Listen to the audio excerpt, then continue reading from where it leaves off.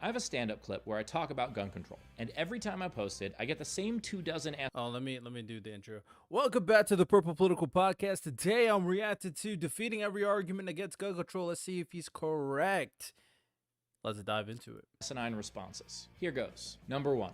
There should be no gun control at all. Okay, if you think there should be absolutely no laws when it comes to the regulation of firearms, that means it shouldn't be child endangerment to give one to a toddler. Arm the toddlers, like the Bill of Rights intended. But let's say you are one of the crazies who thinks that a 2-year-old operating a firearm is perfectly fine. How about a recently paroled murderous sex offender who moves right next door to your daughter? Should that guy be allowed to own a gun? If you think that there should be exceptions for either of these or any other examples, then you admit that we should be able to reinterpret the Second Amendment for the time that we are currently living in. Number 2.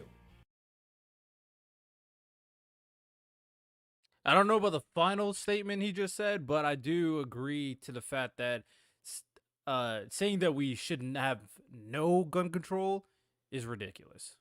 It's ridiculous. Come on, let's be honest. All right, 1 for 1. The Constitution is absolute.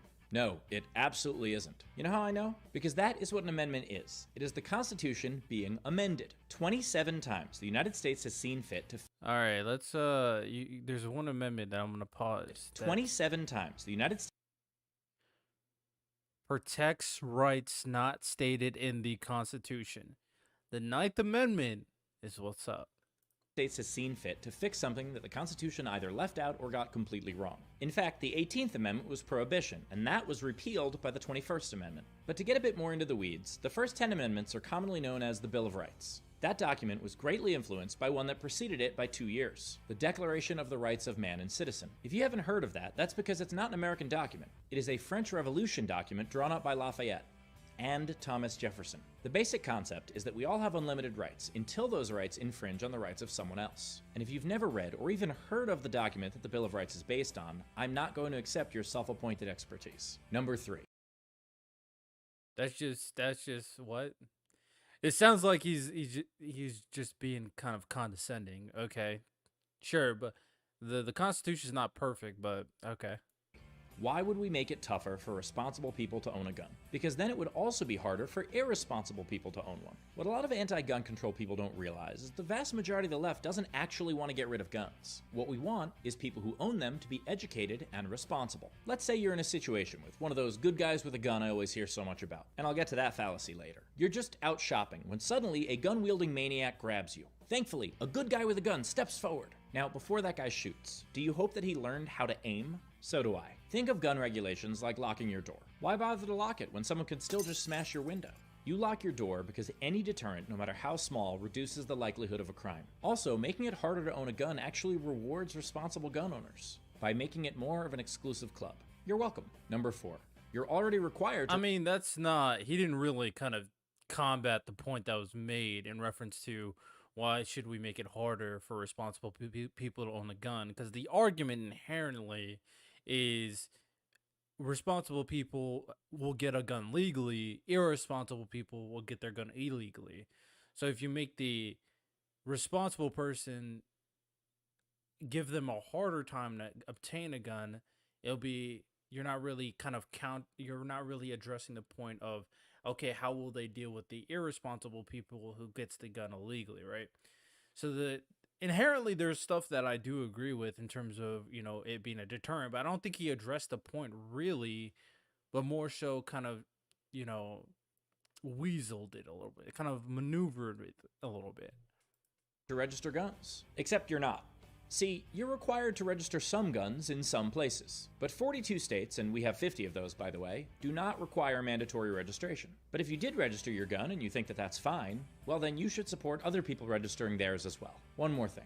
We have no border checkpoints between states, so registration is pointless unless it is a federal, searchable registry. And we don't...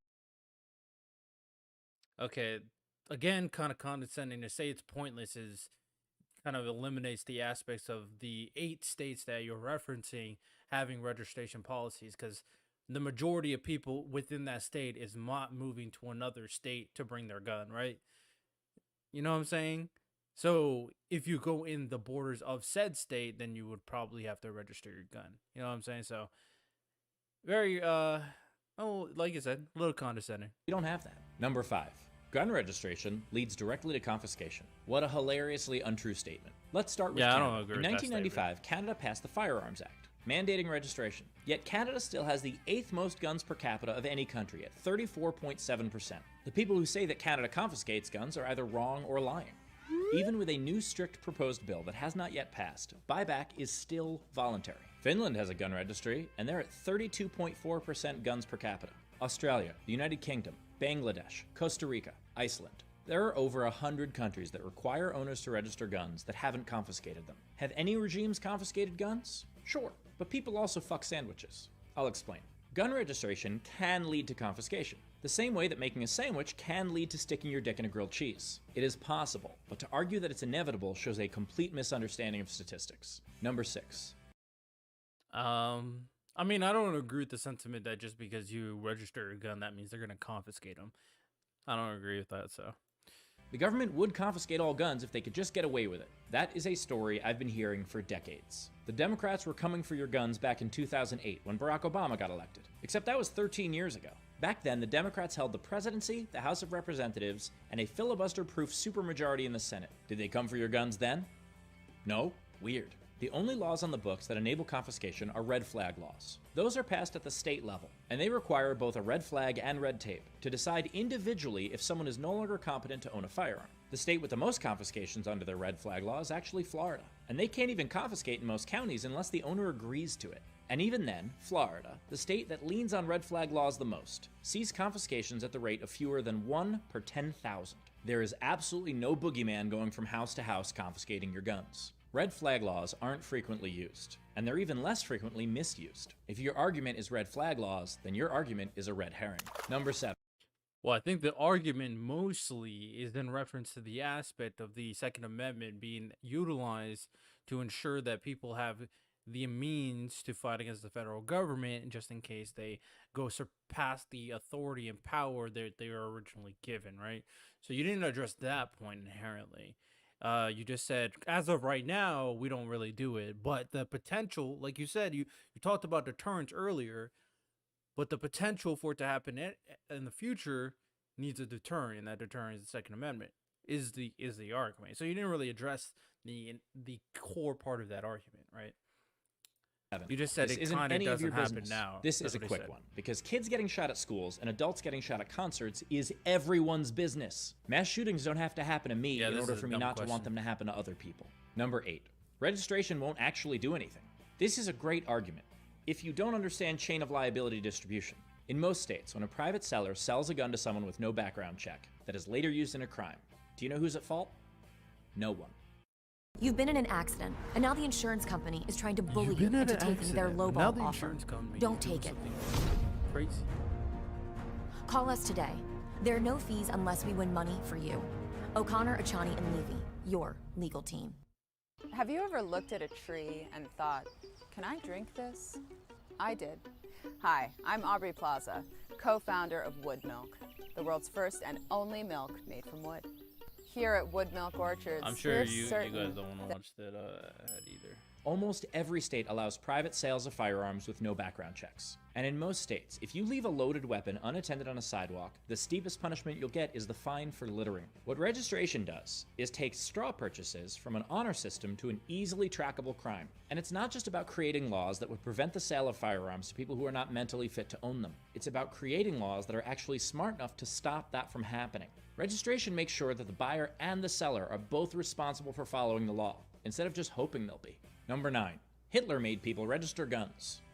Okay, most of these questions is in reference to registering guns. I don't inherently see anything wrong with registering guns. Like, at the end of the day, I think the common comparison or in reference to owning a gun is like owning a vehicle, right? So I don't think, considering all these are like, oh, I don't want to register my gun. I mean, if all the things you're just asking about is, oh, I don't want to register my gun, well, this is why you should, then like you're not really addressing any crazy arguments against gun control, you know what I'm saying? So First of all, no he fucking didn't. The Weimar Republic, which is the government that preceded Hitler, had strict gun control laws. And when the Nazis seized power, they relaxed those restrictions. The incorrect theory that you're unknowingly quoting comes from a guy named J. Simpkin. Simpkin, who was aptly named, wrote a book in 1992. In it, he illogically compared gun restrictions in 1928 Germany to what he feared might happen in the modern-day United States. Why is that illogical? Because Hitler didn't come to power until 1932, which makes it very difficult for Hitler to have enacted gun restrictions in 1928, you Simpkins. Also, pardon me if I don't believe your faux outrage at Hitler when you're perfectly fine with Steve Bannon. If you actually cared about the safety of Jewish people, you'd investigate the terrorism at the Capitol. Number 10. Very condescending. Okay. 10. Criminals won't follow the law, so what's the point? What a wonderful argument against laws. What is the point of a law? A law is to act as a deterrent. Yes, people still often break the law, but way fewer people do something when it's illegal than when it isn't. No one thinks that gun control will end 100% of gun violence. The point is to end some of it. Also, do you think the average person who shoots up a school knows how the black market works? Do you think the black market is just a store in a strip mall next to Joann's Fabrics? You don't just say, Alexa, help me commit crimes. Because if you did, Alexa would just play songs by Leanne Rimes. It is difficult for the average person to buy illegal things without getting caught. And this would make it more difficult. I mean, is it really? Like, I see what you're saying, but in terms of like the hypothetical situation where they're dealing with some very shady people or going on the dark web or the deep web or something like that, then sure. But the amount of circumstances where you could just get a gun from a friend, you can get it from someone else, you can get it from some, gun auction, and you just get it, is not nearly as difficult. So, like, I see what you're trying to say, but I think you're not kind of shining light on the complete picture. Which is a good thing. Number 11. The government is bound to mess this up. Maybe, but that's also true when it comes to enforcing any law. So again, unless you're advocating abolishing all laws, you can't make that argument. Number 12. Gun ownership is a right and not a privilege. You know what else is a right? A speedy trial. That's in the 6th Amendment. Yet look at our court systems. The 8th Amendment specifies no cruel and unusual punishment, but many of you are fine with the death penalty. The 10th Amendment specifies states' rights, yet there are thousands of federal laws that supersede those. How about the 7th Amendment that specifies a right to a jury trial for any civil matter involving more than $20, although the current standard is $75,000. And what about the 5th Amendment? Due process. Some of you make the argument that cops are allowed to just kill people they're afraid of. Hell, even the good guy with a gun argument is in direct violation of due process. A civilian shooting someone is not due process. The reality is that the people who argue that the Second Amendment is a right and not a privilege don't actually understand any of our other rights. I think you don't understand any of the rights. I think you were being very misleading with a lot of the things you were saying. So let's go point by point. I think, yeah. Other than the 10th Amendment, we It's can a right, talk. a speedy trial. That's in the 6th Amendment. Yet look at our court systems. The 8th Amendment Look at our court system, speedy trial, but look at our court systems, right? The right is still embedded. Now, the realism on how it's implemented in certain situations could definitely be argued, but the right is inherent in what it's provided, right? It's sure there's people who are weaselly in terms of how things work inside the court system itself, but that right itself is not non-existent. Right, trying to compare, okay, sometimes a speedy trial, that my interpretation of what a speedy trial is supposed to mean doesn't really happen. So your Second Amendment right is not that, it's not that strong. It's a terrible argument. Let's keep on going. Specifies no cruel and unusual punishment, but many of you are fine with the death penalty. This is not an argument either. I mean, for the most part, it's referencing, like something like torture, right? The death penalty for some is not even cruel or unusual, especially considering a lot of the death penalties in reference to like a calm and peaceful way to die with like a chemical injection. There's no suffering, right? So just because you think death is cruel doesn't mean it objectively is, right? You can make some arguments that there are situations in our prison systems that need improvement, but in terms of the standard where I think most people think is cruel and unusual, it's not nearly there as of right now in society. We ain't like trying to torture prisoners, right? The 10th Amendment specifies states' rights, yet there are thousands of federal laws that supersede. The 10th Amendment, I actually agree. The 10th Amendment has been very lax recently with the federal powers definitely stepping beyond their initial purpose, and the federal government is definitely taking more and more of a role in things that are supposed to be specifically state powers. So I definitely agree there in reference to the 10th Amendment. See those. How about the 7th Amendment that specifies a right to a jury trial for any civil matter involving more than $20, although the current standard is $75. Right, you said something about amendment earlier, and I know it's not an amendment, but like be realistic, because a lot of these things that was implemented have a realism factor. Now, anything that is above $20, you can go to a certain extent. If you really wanted to, you could definitely sue something over it. But at the end of the day, realistically, we don't want people suing things just because they're over $20. That's not even realistic. That's inefficient. You know what I'm saying? So, yeah. 5,000. Especially when you have to have a jury involved. About the 5th Amendment, due process. Some of you make the argument that cops are allowed to just kill people there. It's interesting how he goes and says, "Oh, majority of the people on the left don't even want you to take all their guns." But then he goes like, "Some of you argue that cops are allowed to just kill people they're afraid of."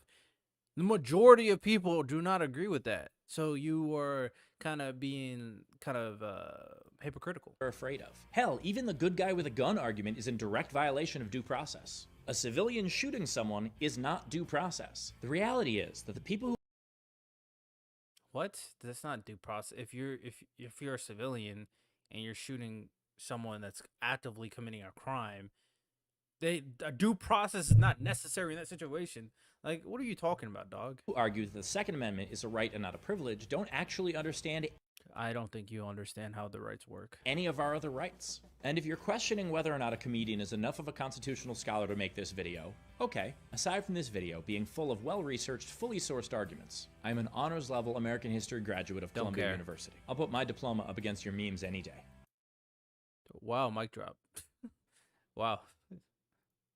The Wells Fargo Active Cash Card. Wow, Earn you're 2% making cash money back off of on me what you criticizing want, your just like a vintage points. turntable. Respect. And need. Nah, I think Like a a new lot of needle things you're for saying it. was not really The Wells good. Fargo Active Cash Credit That Card. specific That's point. real life ready.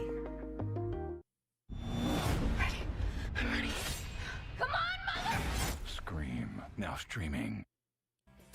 Number 13. It's not just a right, it's my God-given right. No, no, and no.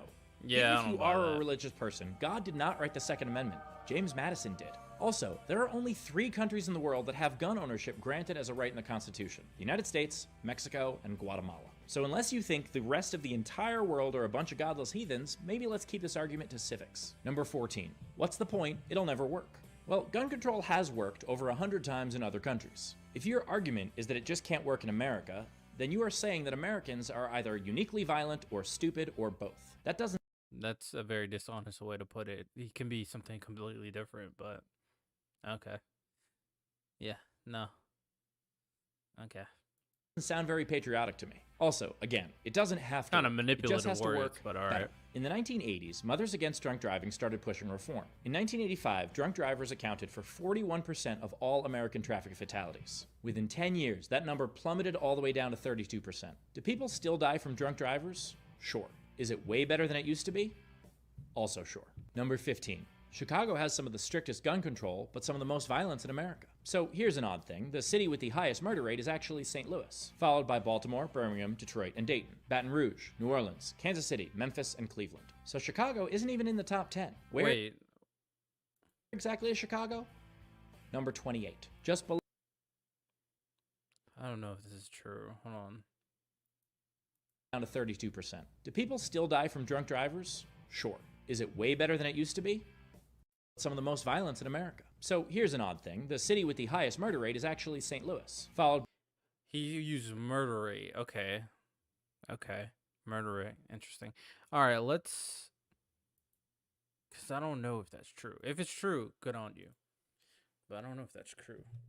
Highest rate of gun violence by city.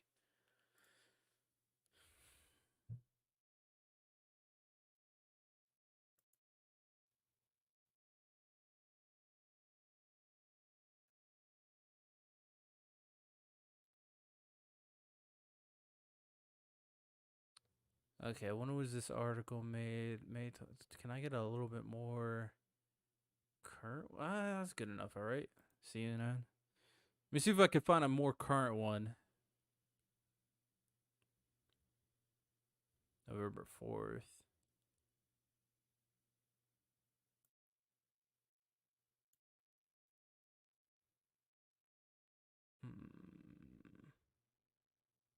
Gun suicide rates. All right, I'm just gonna go through gun violence, the gun violence one. All right.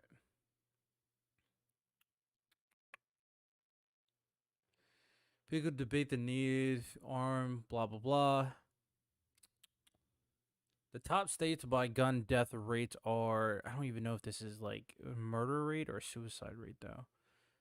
Gun death rates, Mississippi 28. This is from May, by the way. Mississippi, Louisiana, Wyoming, Missouri, Alabama, Alaska. Alaska being the highest, actually crazy. The highest gun ownership are these cities. I mean, not surprised. Where there are fewer guns, there are fewer gun deaths. States with the lowest gun death, but most gun deaths are suicide. That's what I'm saying. Higher gun violence. Mississippi, Indiana, murder rate rising. Okay, I didn't really see anything that kind of gave me a little bit a stronger picture. I mean, he could be right, but I just want to make sure. Let's go to something. Let's try something else. I want to get like a big, larger collection of data. It's about gun deaths. I want to look at highest murder rates. I don't know if this is what I want, but all right, let's see if this one. Pew Research. U.S. gun deaths changed over time. What states is the highest and lowest gun death rates? State. Most deaths are by suicide anyway, so I want to look at like gun violence, like the inherent like. Oh my gosh. Why are they not showing like gun violence, like gun? Why is none of this kind of giving the? These should report the highest homicide rate. I guess that's gonna in 2021. I mean, it's not a current sample size though.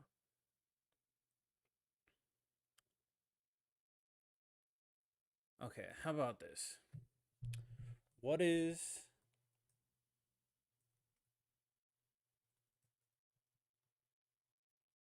in Chicago statistics? Maybe I'll get something from here.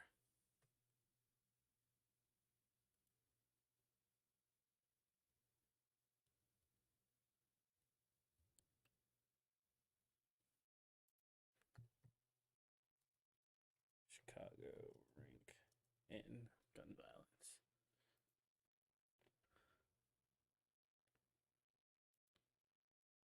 All right, CBS News.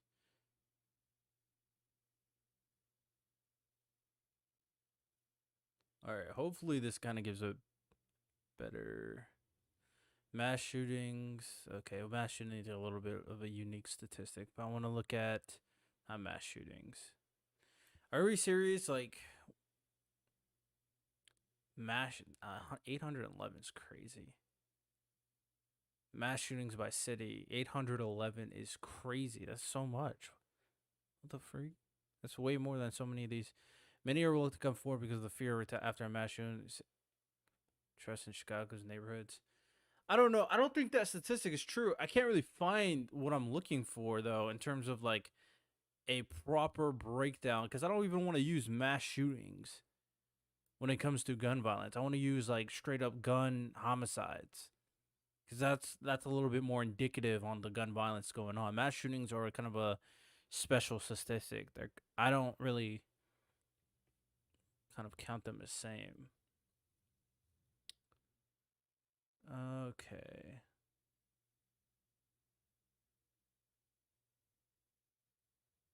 Chicago is one of a number of cities in the U.S. to see an increase in shooting so far this season. Has been under a microscope.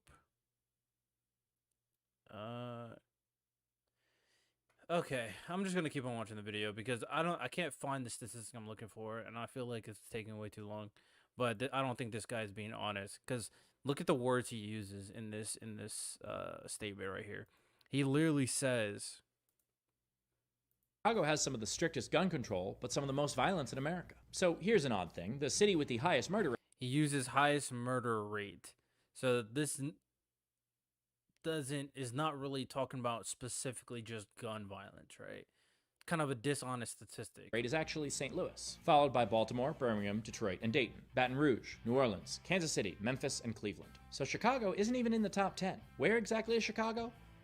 Number 28, just below Buffalo. But even if Chicago is number 1, which it isn't, this is an argument made by people unwilling to accept the simple fact that 95% of the guns used in crime in Chicago come from outside of the city. Again, we have no checkpoints at state borders. You know how close lax gun law Indiana is to Chicago? Let's say you lived on 108th Street on Chicago's south side. Your gas station down the block is in Indiana. But do you want to know if gun laws actually work in America? The states with the least amount of gun deaths per capita, Massachusetts, Rhode Island, New York, Hawaii, and Connecticut, all rank among the states with the strictest gun laws. And the states with the most gun deaths per capita, Oklahoma, Mississippi, Louisiana, Alabama, and Alaska, all rank among the states with the least restrictive gun laws. Quite the 10 coincidences. Number 16. Again, he's being very dishonest with the statistics because a lot of those gun deaths tend to be suicide, for one. And when he was referring to the cities, he was referring to murder rate, not gun homicide rate, for two. And the argument in reference to Indiana being the reason why Chicago has so much violence is, again, a very dishonest way to kind of encapsulate your argument. Now, there may be some validity in reference to Indiana being right next to Chicago, but that doesn't really solve the innate problem. That doesn't really answer the question. You're just being kind of weaselly in what you're referring to.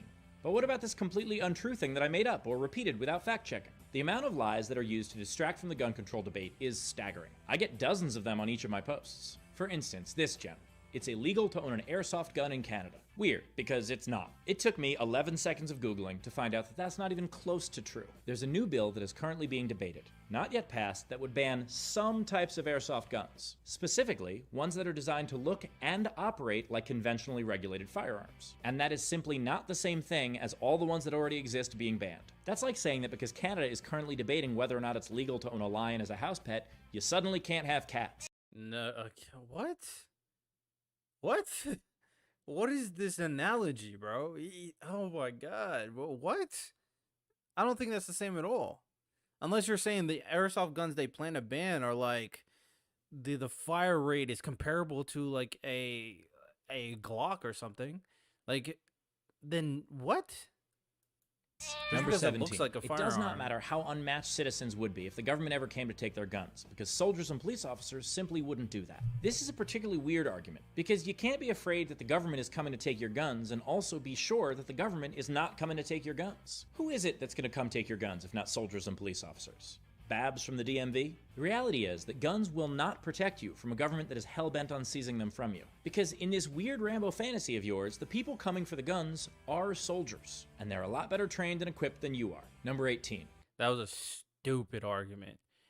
Saying, oh, you in reality, you can't defend, even if you had your gun, you wouldn't be able to defend yourself anyway, so you should sit down, bend over, and let them, you feel me? So it's like, what? Now, I'm not like one of those people who's like, oh yeah, the government's gonna come take my guns, but the argument that says you can't beat them anyway, so just roll over and let them give it to you is stupid. It's such a stupid argument. It makes no sense.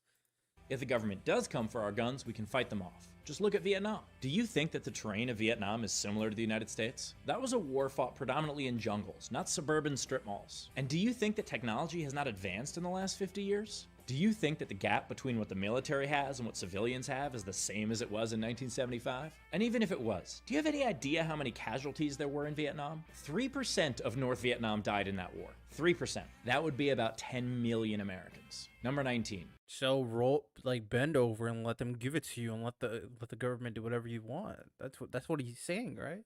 That's what he's saying. We should be focusing on mental health. The premise that Agreed. these mass shootings are happening because these kids today is preposterous. What? Columbine was in 1999. 3 of the top 10 worst mass shootings in American history happened over 30 years ago. Hell, one of them happened in 1966. The Camden shootings were in 1945. Mass shootings have been happening in America for as long as there have been guns capable of killing a large amount of people. But I do agree that mental health is a huge issue in America. So those of you against gun control, what is it that you're doing to help? Do you support trained therapists to answer mental health calls instead of police officers? Smaller class sizes? A greater investment in education? Paid leave for parents? Raising the minimum wage? These are all things proven to aid in mental health, but it is rare that the Venn diagram of people who are against gun control intersect with any of these, let alone all of them. If you truly believe that mental health is the problem for all the gun deaths in America, then why aren't you advocating doing anything about it? Number 20. Okay, that one was a little bit more valid because inherently I do agree with the aspect of mental health and some of the things he was saying. I think the initial point he was making, oh, this mass shooting back in the past was so much bigger than one's going on right now. So, it's not like that was so stupid, but then he kind of came down to, a more coherent point that actually made sense. I do agree with some people who are like, oh yeah, we should have no gun control. They're not doing anything in reference to mental health. Mental health is more like a mass shooting thing, not a general gun death thing, except like mass shootings and suicide. So, but yeah. There are other things to worry about. Yeah, there sure are. But that is also true for everything in the world. Yeah. Yes, there are all sorts of other horrors, but this is one that we should have Yeah, he's saying on Logan and Jake. All right, let's handled decades ago. And if you think that we should only care about the biggest horror in the world, well then you should give a shit about climate change. Number 21. An armed society is a polite society. America has more than twice as many guns per capita as the next country, so you'd expect us to be polite as fuck. I've traveled a lot, and you know what I've never heard Americans described as? Polite. Meanwhile, look at Japan. We have more than 400 times their guns per capita, and they are pretty polite. So why the dichotomy? Someone being armed doesn't make the person they're talking to polite. It makes them scared. More importantly, people use this phrase to say that if everyone had a gun, then no one would get out of line.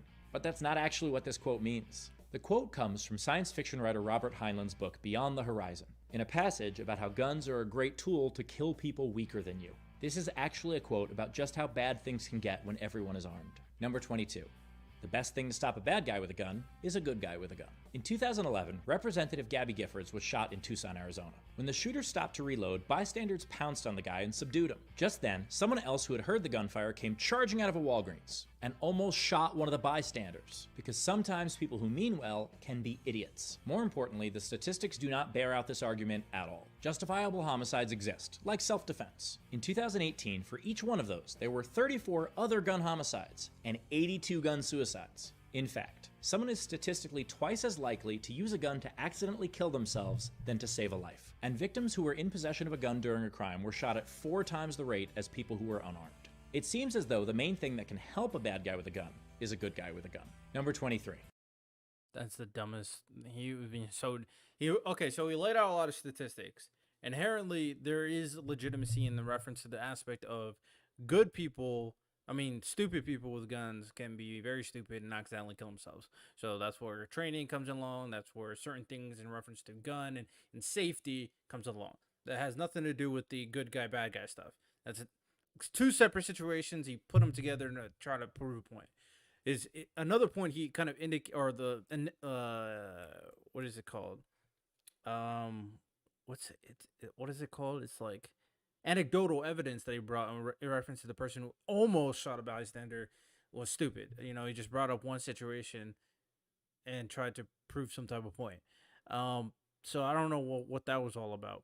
I think for sure in reference to the circumstance of, okay, being able to defend yourself, because I could bring out anecdotal evidence of, a person, I think someone was trying to shoot up a church and a guy with a gun killed him and saved a lot of people, example. So I can do that too. But I think something to point out in these situations is that dumb people need specific training and knowledge and proper safeties put in check. But in the circumstances of, okay, a bad guy with a gun, if a good guy has a gun in that situation, what is your argument against that? Do you say he shouldn't have a gun in that situation? So that was not a good argument. He was just being Weasley in that situation. And my favorite, if you're not going to interpret the Second Amendment as absolute, What about the First? Well, my internet constitutional scholars, the First Amendment isn't even close to absolute, nor should it be. Time and time again, courts have correctly ruled that there are exceptions to the First Amendment. In fact, there are 9 categories of speech that are not protected by the First Amendment: incitement, fraud, obscenity, child pornography, provoking a fight, threatening the life of the president, violations of intellectual property law, false advertising, and restricted speech based on your position in the government. 9 categories. 9. So if you want us to apply the same standards to the First Amendment as we want you to apply to the Second Amendment, cool. We already did. And now it's your turn. Yeah, he didn't defend every argument. He tried. He was being a little weaselly in some of them, but you know, he had some good points. And even in that First Amendment one, like none of these amendments are absolute, so that was kind of the dumb thing to say. But it was an interesting video nonetheless.